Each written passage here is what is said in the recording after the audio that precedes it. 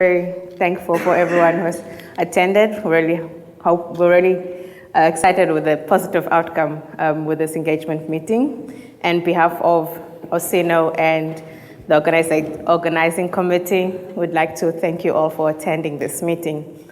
I'm Teresia Malobela, and I'm the Senior Project Geologist of Osino Resources. I've been with Osino since practically day one, and I'll be your host for this evening. Well, a company like ours, we really do have a wide variety of stakeholders, and our objective today is to update you on our activity plans and also build and strengthen the relationship that we have with you, our stakeholders. The only way we can do this is by, giving you an update on our activities, and then also, most importantly, hearing from you guys and having a discussion on any questions, concerns, or suggestions that you might have for us. The schedule for this event will be as follows. We'll have Heye doing an Osino overview of the company, and then he'll also be presenting our pre-feasibility studies that we recently released. And then we'll have Rob Zipley, who will be talking about the sustainability report, which is also our 2021 sustainability report, which was also recently released. Then we're also very proud to have NGOs that we are associated with and who we work with. They'll be presenting on their organization and the work that they do for Namibia. We really invited them because we really do think the work that they do is extremely valuable to not only us, but Namibia as a whole. And we also would love to really increase the work that we do with them. The work that they do addresses community development issues that are critical to both us and also our stakeholders. This issues or work is such as land development, housing, infrastructure improvement, education and skills development, health and well-being. Before we continue, I'd just like to do some housekeeping, where the bathrooms are for both male and female. That's just in the corridor, the two doors to your left as you exit. And also, we will be having a Q&A session at the end. So I'd like everyone to please just keep your questions until the end. Would like when you do, just raise your voice. We will have a mic running around. So I would like to request that we please use the mic to ask our questions. You say your name and then ask your question. Also try and keep it short so that everyone can get a chance.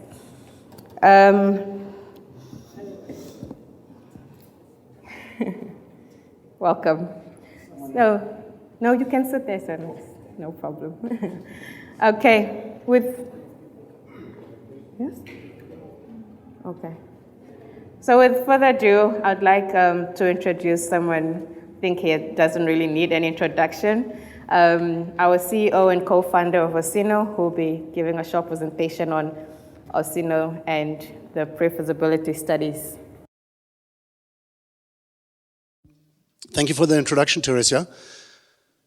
I'll introduce myself shortly. Firstly, let me echo what you said. We really appreciate this excellent turnout. Thank you very much. As a lot of you probably know, we have a legal responsibility to do public consultation. We had a round of consultations like this, I think about a year ago, or 6-7 months ago. We were here in Omaruru, Karababuntuk, and we had a much smaller turnout. Maybe we didn't advertise it enough or whatever. So we're very pleased that you're all here.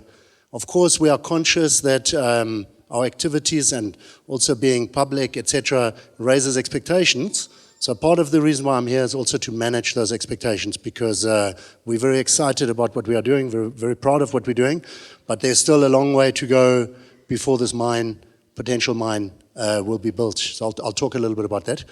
I also wanted to actually just specifically welcome the members of the Town Council, because I'm not sure whether they're here, but they are on the list.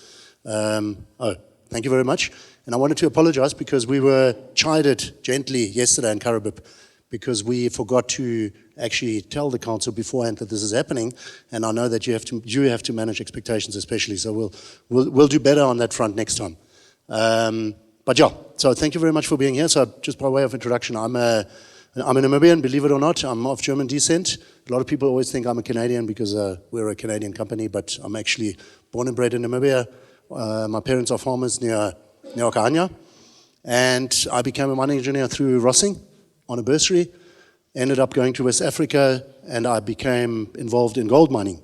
And then many years later, I was a founder of Oryx Gold, which was the company that defined the Otjikoto project. We didn't find it, but we brought it into the open, we drilled it, we made it better, we did the technical studies, and we then brought B2 Gold to Namibia.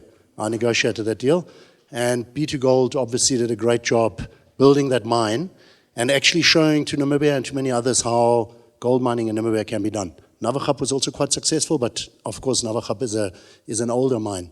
And I think in particular what B2 Gold did very well was doing the right thing, being a responsible mining company, being involved in nature conservation, social development, etc., etc. And we are ambitious, we have aspirations to be successful in that regard as well. And that's where Rob Ziplis, I'll introduce him later, he's going to talk a little bit about that. But for now, we are a small company, just an exploration company. We're very active, but we have this project which is rapidly advancing. I said we are ambitious, so we're pushing this project forward. And we published our pre-feasibility study in September. And that was really the reason or the catalyst why we said we should do a new round of engagements to bring people up to speed on what the project is, what it looks like, where it is, and what still needs to happen before it can be built. That's really why we're here. So that's my part of the presentation. Okay. Apologies about the screen there. It might be a bit difficult to see some of the slides. Some of them, unfortunately, the numbers and everything are very small, so I'll talk through them. So we're a Canadian company, actually, with very strong Namibian roots. We are Canadian because in Canada is where the risk capital is and the investors are that develop these kind of projects. As an exploration company, of course, we have no income. We just spend. And we spend a lot of money. I can tell you that we have spent to date in the region of about 750 million Namibian dollars in total. And that has all been funded by mostly North American risk investors. There are some Namibians, some South Africans, there's some private individuals, but most of them are, anyway, most of them are very, it's fine. Most of them are very credible, responsible, and well-known international investors. And that's a good thing for you as stakeholders because being a public company, everything is in the open. You can go to our website, all our technical reports are there, we have regular press releases. Yes, we need to promote it a little bit because, of course, we need to collect investor funding in order to do what we're doing. But our financials are there, everything is in the open. That's a very good thing. We have the Twin Hills project, which I think most of you would have heard about it. We discovered it, we're very proud of it. It's 20 kilometers from Navachap, it's a bit further away. We started here in Omaruru just because we actually started at Goldkoper, which is not far here on the Willemstal Road. But we realized quickly that it wasn't going to go anywhere really as a gold project, and we then did very good exploration, we did some very innovative work, and we discovered the Twin Hills project in 2019. Since then, 2020, 2021, we drilled it intensively, and a lot of you would have seen our activity, especially in Omaruru. And then this year, especially in 2022, we converted those drill results into the pre-feasibility study, which I'll describe in this presentation, which demonstrated that this is a quality project, long life, economic, good numbers. This mine definitely will be built, and we have an opportunity now to do this in the right way. Okay, so in terms of management, we're a fairly small company. We have more or less 100 employees in total, but those 80 or so are Namibian.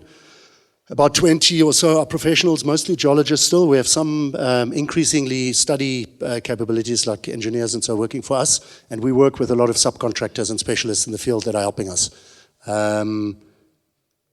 Okay, Geology, don't worry, I'm not going to give you too much of a geology lecture, but just very briefly, so actually maybe a bit of trivia. So this is a geological map that actually a German geologist in the 1940s compiled, Hanno Martin. I think a lot of the older people in the room might know him, and it's still relevant today. It's called the Damara Belt, which is that mineralizing belt you see on the slide over there. And basically, all of Namibia's mines, other than the diamond mines, are located in this belt. And so Otjikoto, the gold project, is there, Navachap is there, Twin Hills is there, and then Ondundu is there. So this is where it's happening. And we are active not just here in the Omaruru Karabip area, we're also active in other parts of Namibia. Okay, so this is our license position. All the blue funny shapes are all of our EPLs. We have about 24 EPLs. We put this together over the last 3 or 4 years. And we did this because, of course, exploration is a high-risk undertaking. You take investors' money, you go out on a punt, really. You try your best, and if you're lucky, you find something. We were lucky, we found something, but we were quite innovative. We were good at what we were doing, so it was more than just luck. So, and that's why we started focusing on the Twin Hills area down here. We put many different licenses together, so basically we consolidated this whole area, and we identified a large regional structure. It's like a break, we call it a structure, called the Karabip structure, and the Twin Hills project lies on it. We do have all of these other EPLs. The pink ones are the B2 Gold EPLs. Of course, there are many other operators in this area. And we are active on the other licenses, like Ondundu up there, which is just north of Omachete. I think a lot of you know it. We're actually busy there right now. And we're also busy a little bit to the north of it. You will also hear, we haven't actually published this yet, but you'll hear about it. We've got a whole package of new licenses over here, where we're just trying to do, again, what we did so successfully over here in identifying gold projects, which are mostly undercover, under sand cover. And that's the reason actually we found it, because the old-timers, Anglo and all of those, when they were busy 20 years ago, they couldn't explore through sand and concrete, and we came up with a technique to do that, which has worked very well. All right, let me move on. Okay, so I'm just zooming into the project now from a helicopter view from top down. So this is the Karabip district, or what we call the geological Karabip district. You can see Navachap gold mine down there. Here's the road from Swakop through Karabip to Windhoek. And you can see this is the structure that we identified using geophysics. In the center of it is the Twin Hills project, and that contour, so this is like, Omaruru is probably up there somewhere. Gold Copper is there, you can see that.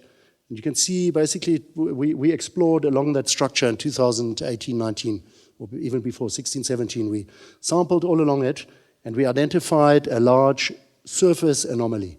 So here's a surface expression. It's about 15 kilometers long, and it's a 15-kilometer gold anomaly. Doesn't mean that there will be gold all underneath it. Obviously, you have dispersion as the gold percolates upwards.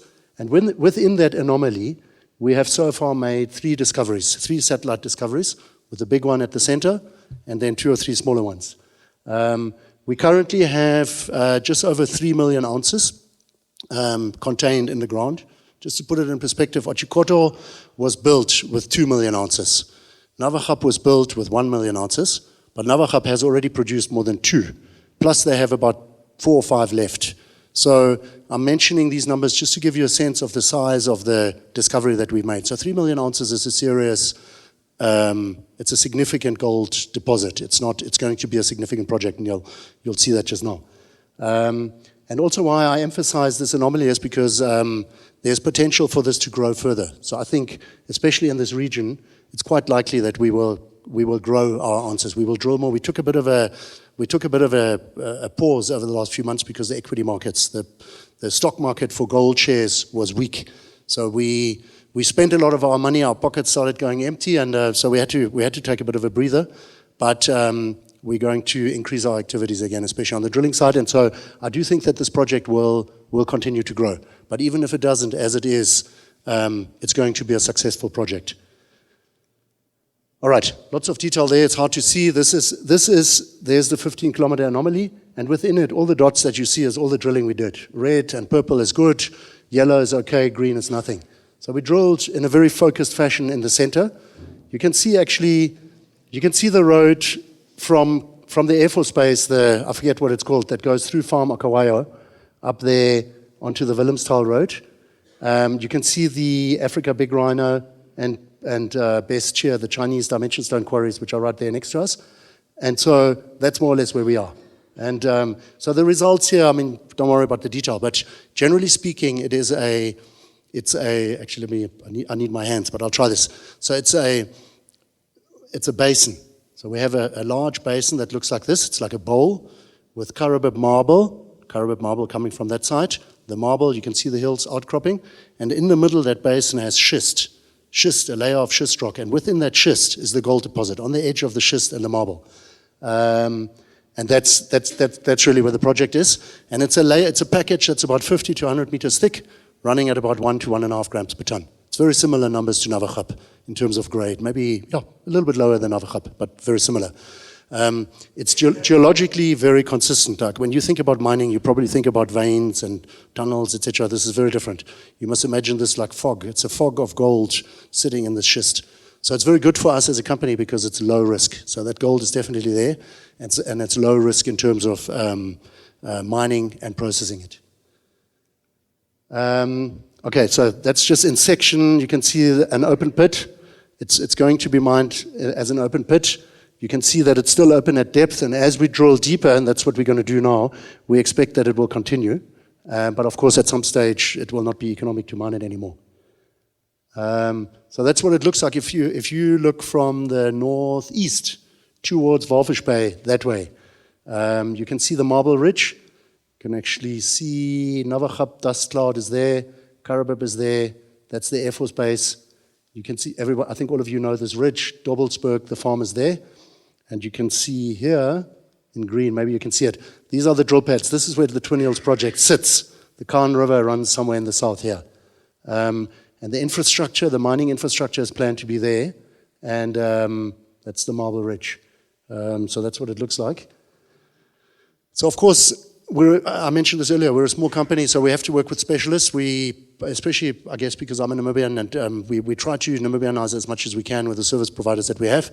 And working in Namibia is great because there are a lot of, obviously, very competent people that are helping us. But we do have some international consultants as well. Like Lycopodium is our main engineering consultant. So they're the sort of overall consultant.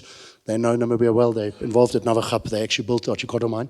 It's one of the reasons we selected them.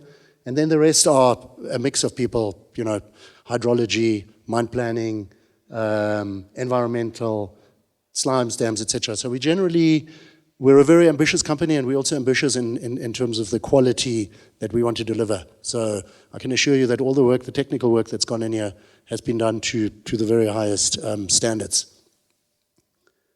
All right, then maybe just the pre-feasibility study that we published. Again, just numbers. It's got a 12-year mine life at the moment, but I mentioned earlier, geologically speaking, we see upside. I can't talk about it so freely because, of course, we're a stock exchange listed company, so I'm limited to what I can say. I can't talk about a 20-year mine life if it hasn't been proven. But being a mining engineer, having done this many times before, having very good geologists, I know that this project will continue to grow. So I expect that mine life will end up being much longer than just 12 years. 12 years is good, but I think it should be much longer. The costs are acceptable. We've estimated in this pre-feasibility study, of course, estimating capital costs and operating costs is key so that we can demonstrate the viability of this project. And the costs are good, similar to Otjikoto, similar to Navachap, very good. A challenge is the capital cost to build it. So the current estimate for the capital cost to build it is $375 million. The value of our company on the stock exchange at the moment is $100 million. So we are a small company looking to build a very large project. And we know what to do. We know how to do this, but whether we end up doing this ourselves or whether we do this with partners or how that works out, that's a process that will unfold over the next few months. For us, we are focused in steering the ship in the right direction, if you know what I mean. By that I mean ensuring that all the studies and everything is done appropriately, and then actually raising that finance or raising it in pieces so that we can push this project towards construction. But that's clearly a challenge, but it's doable. We have professional advisors that are helping us. And again, I mean, if you guys are interested, we press release all of these things on a regular basis. And I think about a month ago, we announced that we are working with a London-based financial advisor that's in the process of helping us raise this money. There's a lot of interest from financial institutions. In fact, in June, we had 12 international banks and financial institutions on site. And generally speaking, they are very interested. They like Namibia, they like gold, and they also like companies and projects where things are done in the right way, like responsible operators doing things properly from the beginning. And that's why our emphasis so much on sustainability and doing the right thing, because that's what financiers want. The rest of the numbers, I mean, it's got good economic returns, and I think I can move on. Okay, so this is just a top-down view of what the project will look like when it is built. I will talk about the timeline later, but just so you can get a sense of what this thing could look like or would look like.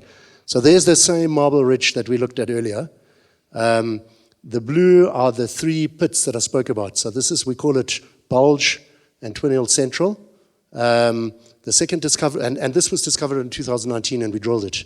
A year later, in 2020, we discovered this one. It's called Clouds. These are just names, but that one is higher grade, but it has slightly lower recovery. And then this one, we only discovered, this is Twin Hills West. This is about 3 kilometers or so, 5 kilometers from the tarred road. The Omaruru Karibib Road runs here. That one we discovered at the end of last year, and we've only partially drilled it out. Yeah, so I think, you know, with ongoing drilling, which Wynand over here, our exploration manager, will do with his team, is this one will grow. I think this one will grow, and this one certainly will also grow. And that little one, that was a new discovery we made also some time ago. So all of these will grow somewhat. But what is there already is enough to move to the next phase in terms of project development. So I think what I'm really saying is exploration will proceed in parallel with the project development. Okay, the green are the waste dumps. Of course, when you dig a big hole, you have to put the waste dump somewhere. And then the processing plant is over there. That's what it looks like currently. All of these things are in the process of being optimized. So we're doing a new round of planning now. It's called a definitive feasibility study, which is a requirement by the financiers. It will take us about 6 months. We hope to publish it in April, May next year. And as part of that definitive study, we're just doing more detailed work. We're repeating all the studies just to a greater degree of detail. And that's an opportunity to optimize the project. It's also an opportunity to take on board stakeholder input to some extent. Of course, water is a major issue. So water is always an issue in Namibia. It's not a major issue to us because we believe that we have a water supply strategy. It relies on a couple of pillars. The main pillar is groundwater. Of course, it's our responsibility to demonstrate that when we extract groundwater, that other users are not negatively affected. That work we've drilled 45 monitoring and production boreholes. We have the best hydrologists that are in Namibia that are working on this, and they have given us an indication of what they believe we could pump on a sustainable yield basis, meaning what we could pump without affecting other water users. And that total amount, I can give you numbers, but don't want to bore you with too many numbers. But that amount of water would be enough for about 60% of the requirements of the project. So it's not enough. There's enough groundwater here to supply the project, but if we pump to that extent, it would obviously affect other users, and that's why we believe that the sustainable level is at about the 60% level. So the remaining 40% will be filled with a couple of projects. One of them is we're in discussions with the Karibib Town Council about recycling the Karibib grey water, which may or may not come about, but that's discussion that might add about 10%. At the moment, they're just evaporating it. There's an opportunity to pump that down to the project. So that could add about 10%. And then NamWater, we've been in discussions with them for a long time, and they've actually been very constructive. We made an application to link in to Swakopmund Dam, basically into the Navaja pipeline. But of course, NamWater is very reluctant to guarantee that water because Swakopmund is limited. And that's why our departure point was always that we would prefer not to rely on it. So NamWater have given us a couple of other options. either linking into other sources or potentially linking into aquifers further down. For example, there's an aquifer outside of Usikos, which was established in the 1980s. It has never been used before. Most of you probably don't even know about it. But so NamWater is currently in discussions with us to supply the balance of that water. And those studies, of course, are ongoing. They'll be public, and maybe it's beyond the scope of this meeting, but we're very happy to engage with anyone. And we know that this is a topical issue, and we're very happy to play open cards with it. So we do think that that we will be able to, we will have enough water to operate this project. Yeah, okay, so that's water. One of the things we're doing, which is a big investment into this, is of course, on the one side is the supply, and on the other side is the demand. So we need to do all we can to minimize our water use. That's why this big square that you see here is what's called a dry stack tailings facility. So all other mines in Namibia, most mines in the world actually pump tailings as a slurry, wet tailings, and the water evaporates. So your ability to recycle is limited. Whereas over here, we have, in the project scope now, a dry stack tailings facility, which basically means you filter the water and the moisture content is much lower. So effectively, it means that your water use, water consumption is much lower. It's much more expensive to do this, so it's obviously an investment into doing the right thing. But that is helping us bring down the water consumption substantially. So that's a big part of the water equation. In addition to that, of course, we are sitting on the Karabib marbles. I mean, I'll give you Otjikoto, for example, is being supplied 100% from groundwater. It's a different situation there because they have a lot more rainfall and they have a lot more recharge. But there will be inflow into the pits, and obviously water, as the mine progresses and as the pits go deeper, more water will be sourced from inflow into the pits. So that whole water balance and hydrological modeling, we've spent millions, and we will continue to spend millions on determining all of that. All right, so this is just what the plant looks like. It's just like any other gold plant. There's nothing special. We have no byproducts. There are also no funny metals. There are no heavy metals in there. We do have a little bit of arsenopyrite, which is any gold, or any geologist will tell you in gold mineralization, gold is always associated with pyrites. Pyrites have acid generating potential, and if you have arsenopyrites, you might have arsenic as a byproduct. That's in mines, it's easily managed. Most other mines have it, but in particular, maybe I should just point this out. What we've also done is that this will be a double-lined tailings facility, which is also a first for Namibia. I believe there might be one at Scorpion, but it's Otjikoto built the first real lined facility, a single layer. By lining, we mean it's actually an HDPE rubber lining. And this one is a double-lined facility. The arsenic concentrations in our ore are low, so it's manageable. But I'm just putting it out there. That's the only deleterious material or so that's in the ore. Yeah. Okay, so that's the plant layout. It's basically straightforward, nothing funny. It's off the shelf. It's just like any other gold mine around the world. It involves a primary crusher, a large coarse ore stockpile, then a secondary and a tertiary crusher, which obviously consecutively crushes the material down. Then a big gravity circuit. I mean, that's what Otjikoto did for the first time in Namibia, is they did gravity to take out the free gold. And then thereafter CIL, and CIL stands for carbon in leach. Basically, you do a cyanide leach. It's a solution that leaches the gold out, and it's a very well understood standard process with no real risks and no real issues around it. And then it will produce gold bars just like Novacap. Okay, unfortunately, with the wavy thing there, it might be difficult to see. So that's the site layout. I'll talk you through it. So I spoke about the big marble basin. You can see that's the marble outcrop in the north. That's the Khan River over there. That's the Khan River Bridge, more or less. You can see the marbles are coming out there. And then these marbles over here. We're sitting in the middle there. So you see the pits, the waste dumps, the plant. The yellow area, this is Farm Klein Okawayo. And this is Farm Okawayo itself. So we signed an agreement with both farmers to buy these farms, actually a long time ago, more than a year ago already. It's taken a very long time for the government to give us the approvals. We've got Out of the 4 that we need, we have 3, and we're waiting for the 4th one. When that's done, and we expect that to happen in the next few weeks, we will pay for the farms, and we will take ownership of these 2 farms. And the idea, of course, is we just learned, I mean, I bought the farms at Otjikoto, the mine that the Otjikoto mine is on. I negotiated that deal in 2010 with a farmer, and it was the right thing to do because it's good for us as an operator, because it addresses some risks. If you're the landowner, it's just better. In the old days, mines used to have agreements with farmers, and we prefer to be the owners, and the farmers were happy to sell the land to us.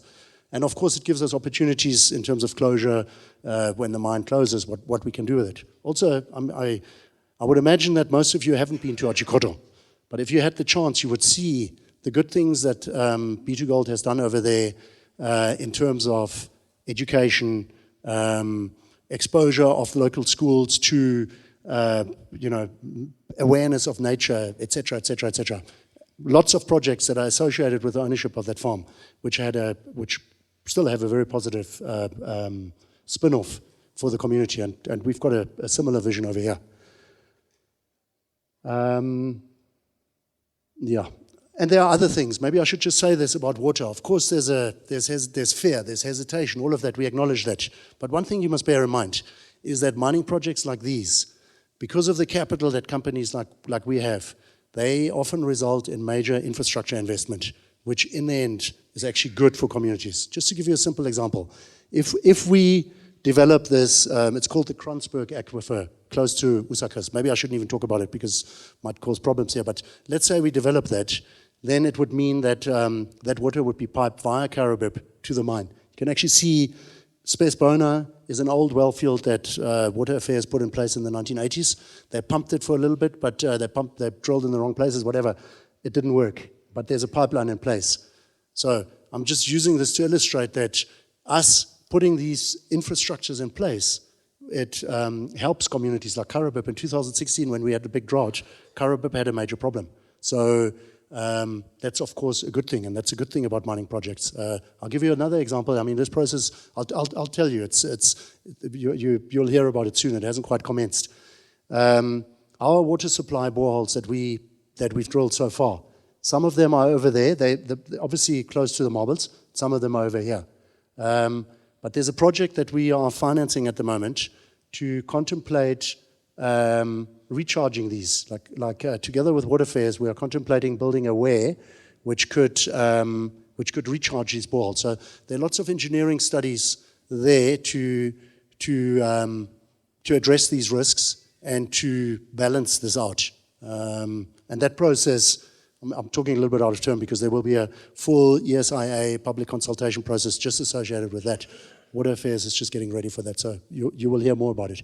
But I consider that positive because it's positive in the long term for both Omaruru and for Karabib. Okay, so finances, I don't think we have to talk about, just mentioning that the cash flows of this project on the estimates that we've done are good. The loans can be paid back quickly. At the moment, our payback period is about 2.5 years. So it's a profitable project that has the ability to pay dividends to mining companies, pay taxes, but also invest socially and. So I think that's the opportunity. Of course, we know that mining has a high impact. Nobody wants to have a mine in their backyard. But if we don't have economic development in this country, if we don't have job creation, in the end, none of us is going to have anything. And I think that's my guiding light. And that's why I think, developing a mining project, doing it in the right way, transparently, openly, I think ultimately is a good thing for all of us. Okay, so this is now expectation management. So we are, well, let me talk generally. Any mining project, typically, mining takes a long time. Any mining project, on average, probably takes 10 to 15 years from discovery until production. Otjikoto, for example, was discovered in 1998. Took them 10 years to drill it until my former company, bought it. We held it for 3 years and took it through feasibility study. And then 2 years later, B2 built that mine, started producing in 2015. That's 17 years. That's pretty normal. In our case, we've been very good because we made the discovery here in 2019. 3 years later, we've done a feasibility study. but it's still going to be a few years until production, probably another 3 years. So our exploration phase is not coming to an end because we continue to be active, but we're now firmly focused on the engineering and study phase, the feasibility phase. That phase will come to an end about in the second quarter of next year. I said the definitive feasibility study is scheduled for April, May next year. In parallel with that, of course, we have to raise the finance. Without financing, we can't build a mine.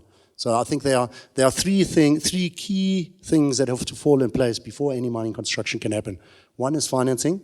The second one is permitting. We have a mining license. We've been given a mining license, but the mining license is subject to concluding the environmental studies. Actually, the environmental studies are done, but the environmental clearance certificate has not been issued yet because there's some housekeeping that we have to do. There was an issue that cropped up around, we unexpectedly found some graves, some old graves, 70-year-old graves on the farm, and we identified who the descendants of those people are, but there's a process that we have to go through with the Heritage Council of Namibia to deal with the relocation of those graves. And that will delay us a bit, but that's all manageable and we're in process. But that's part of the permitting process. That's why. So the key things that have to happen is financing, permitting, and then the question of we have to build a capability actually to build a big project like this. At the moment, we don't have that yet. We're an exploration company, but we are actively hiring people. We're growing our team. And we're also actively looking for potential partners to do this with, credible partners. Could be B2Gold, could be others. We're talking to a range of people because yes, of course, we could do this on our own, but we would prefer to do it with somebody that's done it before and. So I can't entirely predict that. I'm the CEO and founder of this company.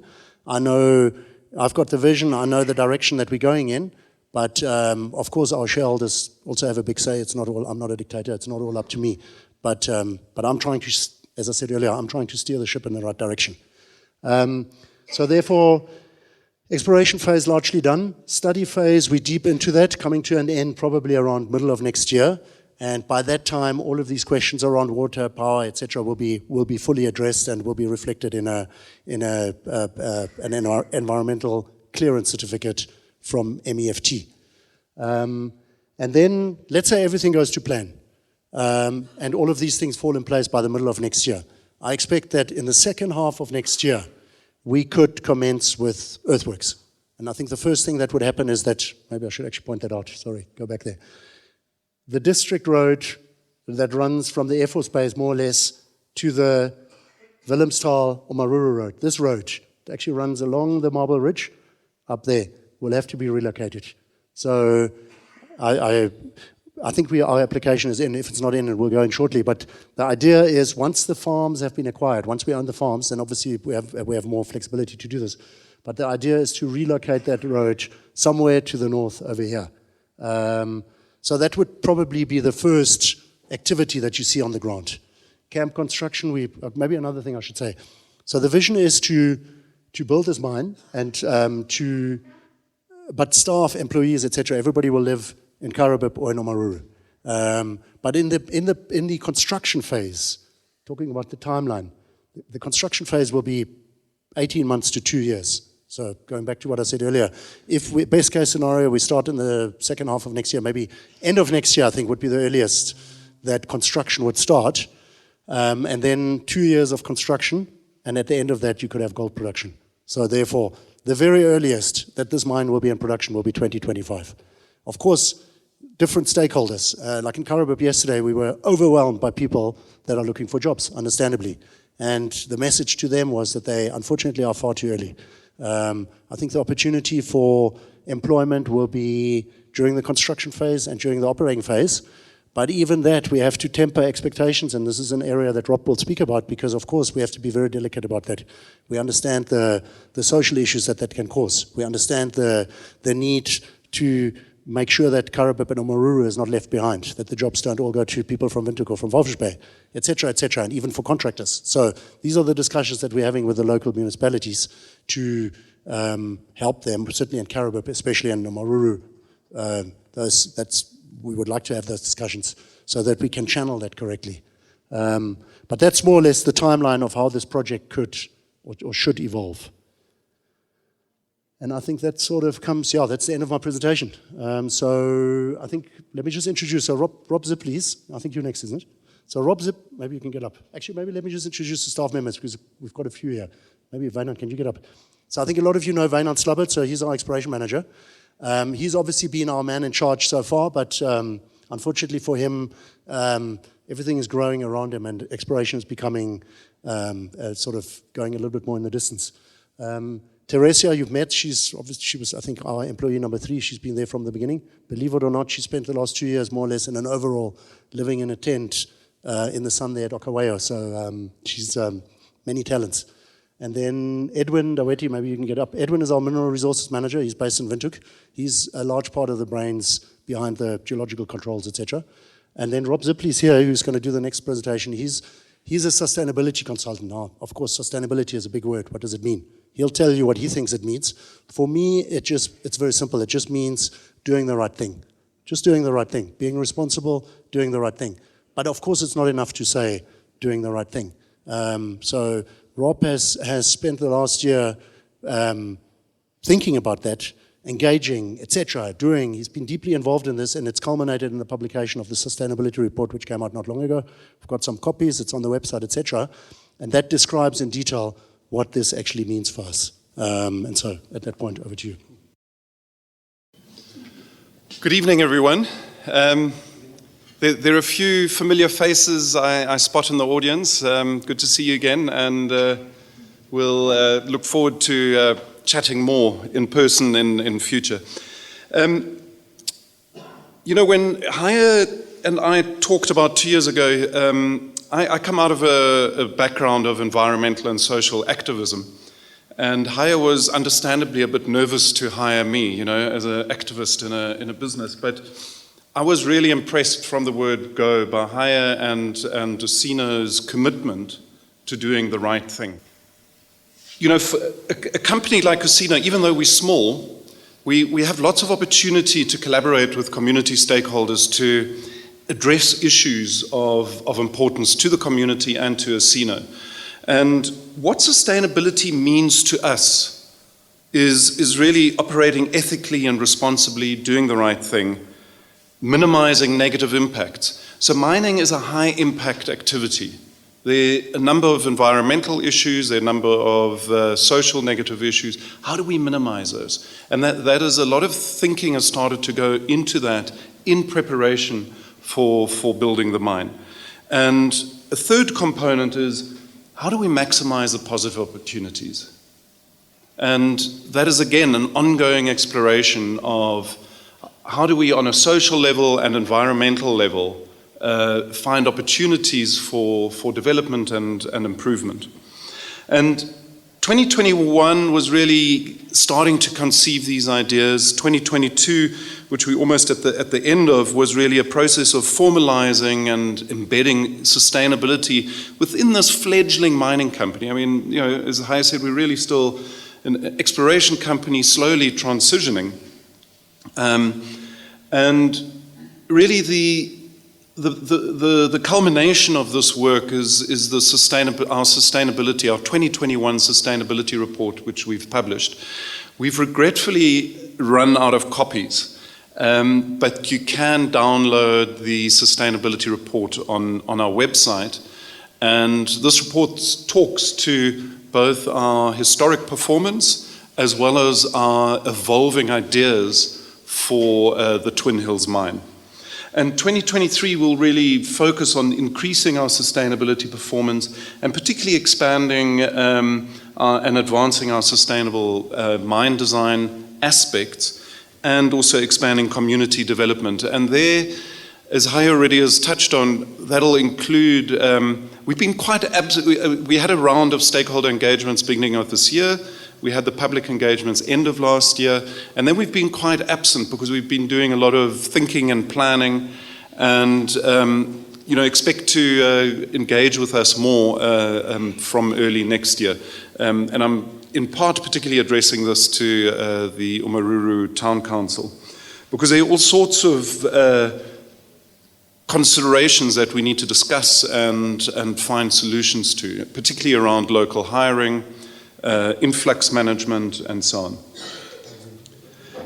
And then about a year ago, we also went through a process of identifying the key issues for our stakeholders and ourselves, what we call our material matters. Sometimes they're referred to as material issues, and you can see them categorized here, and they are kind of some of the big topics that are important and that need addressing, and particularly around our communities, which I'll talk a little bit about more, is an area that will require a lot of work.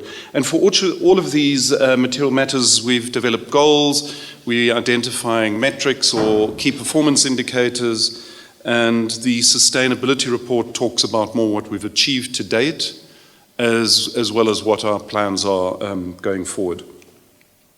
And then just working in partnership, there are a couple of socioeconomic development projects that we particularly aware of and will focus on. The one is, how do we maximize local job creation?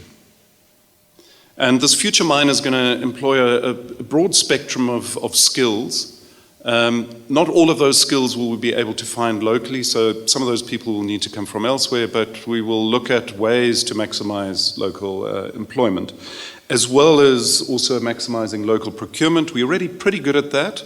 And here you can see that local spend is already at 25%, and by local we mean within 75 kilometers of the Twin Hills project. So that predominantly includes Omaruru and Karibib.